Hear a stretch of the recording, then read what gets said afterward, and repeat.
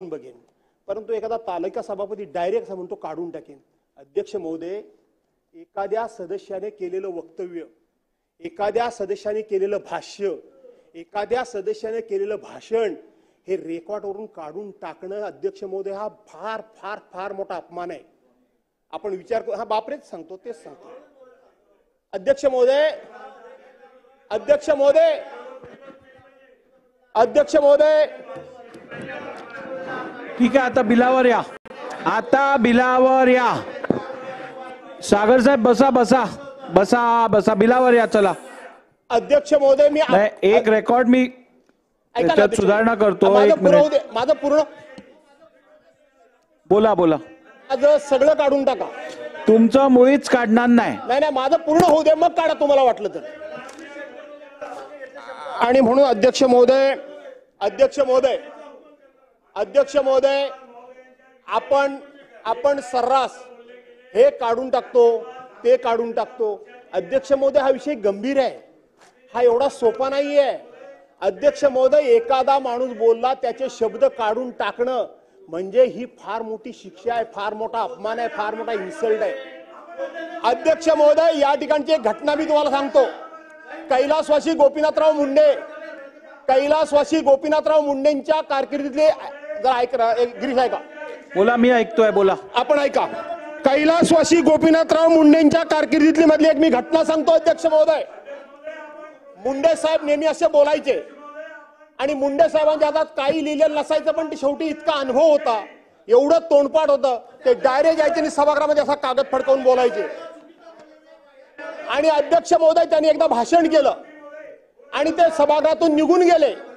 अध्यक्ष महोदय, मुंडे साहेब सभागृहातून निघून गेले, त्यांचं होऊ दे, मध्ये तो त्यांचं होऊ दे, आणि मुंडे साहेब सभागृहातून निघून गेले। अध्यक्ष महोदय, आणि त्याच्यानंतर कुणीतरी अशाच पद्धतीने हरकत उपस्थित केली। माझं पूर्ण ऐका, हे माहिती असली पाहिजे, हे रेकॉर्डवर आहे। आणि तात्कालीन अध्यक्षांनी सांगितलं की काय आता कैलासवासी आहे, पण गोपीनाथराव मुंडेंचं मी वक्तव्य सभागृहाच्या पटलावरनं काढून टाकतोय। अध्यक्ष महोदय, मुंडे साहेब बाहेरून आतमध्ये आले, मी या सभागृहामध्ये तेव्हापासून बसलेलो होतो। मुंडे साहेबांनी त्यावेळेला ते सांगितलं की माझं वक्तव्य काढण्यापेक्षा हा माझा राजीनामा घ्या। त्यांनी इथं राजीनामा लिहिला, उदयजी, हा माझा राजीनामा घ्या आणि आमदारकीतून मला मोकळं करा, पण माझं वक्तव्य तुम्ही या ठिकाणी काढून टाकू शकत नाही। सभागृहाच्या समोर प्रचंड पेच निर्माण झाला, सगळे लोक बसले। तुम्हाला शोभतं का हे? नाही नाही, बरोबर नाही। तुम्हाला शोभतं हे मला असं बोलायला?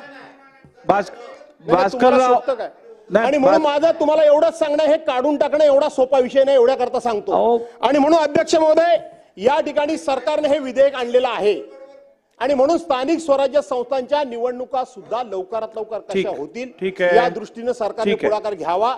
मला माहित आहे की हे प्रकरण कोर्टामध्ये आहे, 27 तारखेला त्या संदर्भामधली सुनावणी आहे।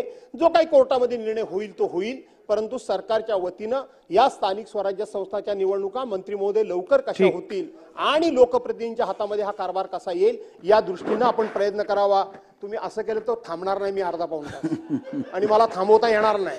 ठीक आहे, मला थांबवता येणार नाही असं नाही ना, तुम्ही नाही थांबवू शकत, थांबवताच येणार नाही।